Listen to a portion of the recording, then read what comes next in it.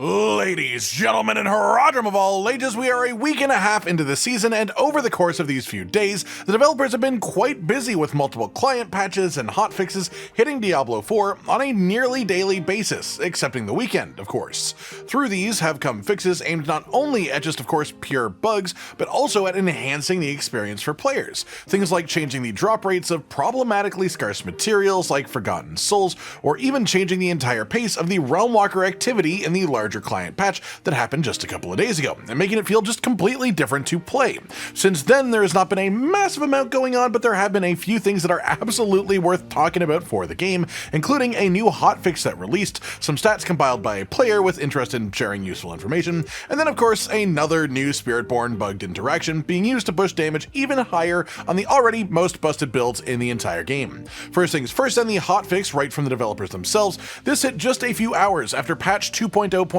itself, with some of these effects being caught by players before the actual notes were released as well. The actual effect of this patch then was mostly just increasing the hell out of the effects for seething opals, which are the seasonal consumable. These are things that you can just activate to give you rewards, just sort of in the background passively, with the rewards that you get changing based on which one that you choose to activate. The main change is literally just more frequent procs of the actual drops happening while an opal is active, especially in open world activities. This also increases the reputation rewards toward the seasonal reputation track, as well as increasing the reputation rewards for defeating a realmwalker. The reputation rewards for each proc of the seething opals have been boosted as well, and they've also increased both the loot and reputation reward if you have an opal active at the end of Infernal Hordes, the Artificer's Pit, Kurask Undercity, and the Dark Citadel. This refers to something that many people don't even realize, which is that the seething opals do actually affect the activities in the game where enemies do not normally have drops. It just specifically affects you when you get to the end of the activity and get the rewards, where you just get a pop of reputation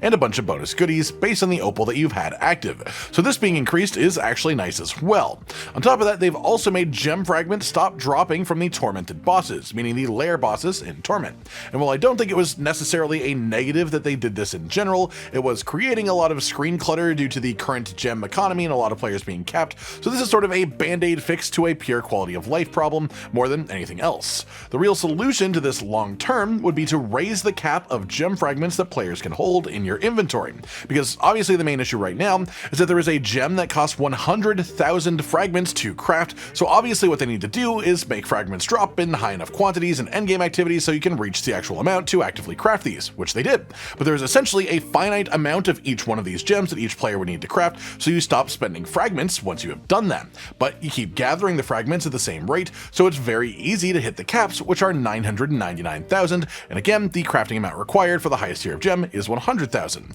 So it's essentially only 10 times the cost of the highest gem. If you increase this limit by 10 times, maybe, it would be much harder for players to reach the cap. Of course, they would reach it eventually, but it wouldn't be like a week into the season, and that would make it far more manageable and reasonable as well. The other main fix then in this hotfix was just repairing an issue that was causing some PlayStation players to just be unable to log into the game in general. I did see a lot of reports about this immediately after 2.0.3 came out, so I'm glad that they were able to work this into the hotfix that came out quite shortly after it became a problem. After that then there are a couple more topics, and the first is the newest Spiritborn bugged interaction that's been found, and it's the Fell Soothsayer legendary aspect, first reported by a player in the Korean Diablo 4 community. This causes enemies that die while vulnerable to pulse a percentage of the hit that killed them to enemies around them. This seems to have a lot of double dipping going on. The base hit that kills an enemy will guaranteed of course be benefiting from the ridiculous overscaling bug that is the viscous shield paragon node, and then the damage that pops from the aspect itself, which is based off the damage of the original hit,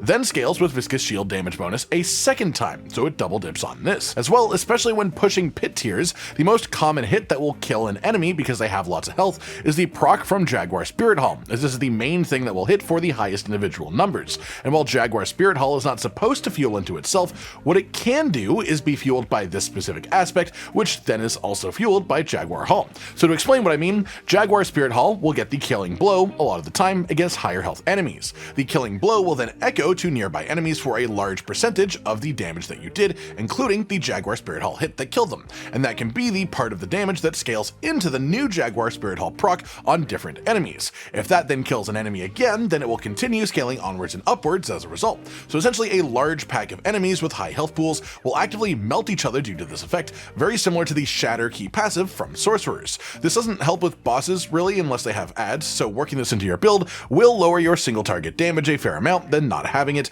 but the amount that it stands to increase your group clear speed is pretty massive. Though again, it's important to be aware that this only really applies and works both for pushing the limits of what your build can accomplish in pit tiers where the damage will actually stack and scale like this properly, and only if you have good enough gear surrounding it too, mostly requiring you to just have either loads of attack speed to replace the Moonrise aspect, which most high tier Spiritborn builds use, or swap out the Midnight Sun unique ring and instead solve resource generation through lucky hit stat procs so you can use Moonrise and Fell Soothsayer together. Aside from this, I do have something interesting cooking up with Payback as a skill specifically that I'll hopefully be ready to share in the next day or two, and I'm pretty excited to show you guys that too. Moving on from this then, the last thing that I wanted to touch on today is just material generation after the patch, specifically with this Reddit post that was compiled by someone trying out multiple activities a few times each to just actually track the material rewards for each one as far as crafting. The main thing in this list though that I want to point out from this is iron chunks and rawhide, where the best rewards per time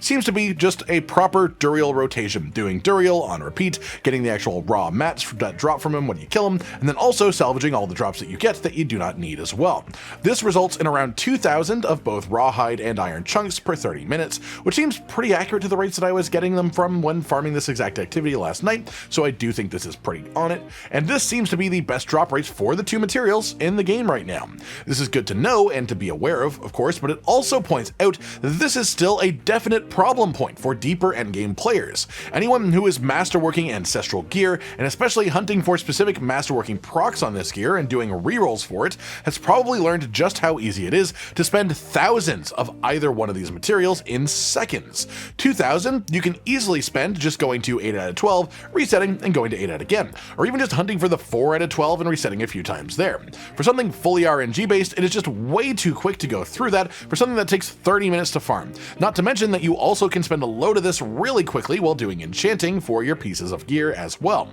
An hour of farm for something that can both easily turn out to be a non-existent power upgrade if it doesn't work out, and can be completely gone in less than a minute, just doesn't feel too great. And I'm still personally of the opinion that it would be better if, at least for this season, they just increase the drop rates of rawhide and iron chunks like 100 times. The bottleneck for masterworking should be Obdicite, always, in my opinion. It has 2 dedicated farming activities of relatively similar value, a third occasional one with undercity tributes when they happen, and it scales very heavily towards being relatively cheap to do early masterworking upgrade with Obdicites, but super expensive for later levels with Obdicite. So if you're stuck trying to roll for 4 out of 12, Obdicite feels way less constricting than rawhide and iron chunks do. But then when it comes to time to farm the Obdicite, it feels way more rewarding as a thing to farm as well. The other way that they could fix this is just reducing the actual costs of rawhide and iron chunks for masterworking specifically, if they don't want to affect other things like enchanting as a system, but that's just my 2 cents on the situation. That's it for today then everyone, just an update on changes and how things are looking since patch 2.0.3 released yesterday for Diablo 4. Let me know your own thoughts on any of this down in the comments below. Like if you liked the video, subscribe to the notification bell for more, and most importantly, ladies and gentlemen, until next time, stay sweet.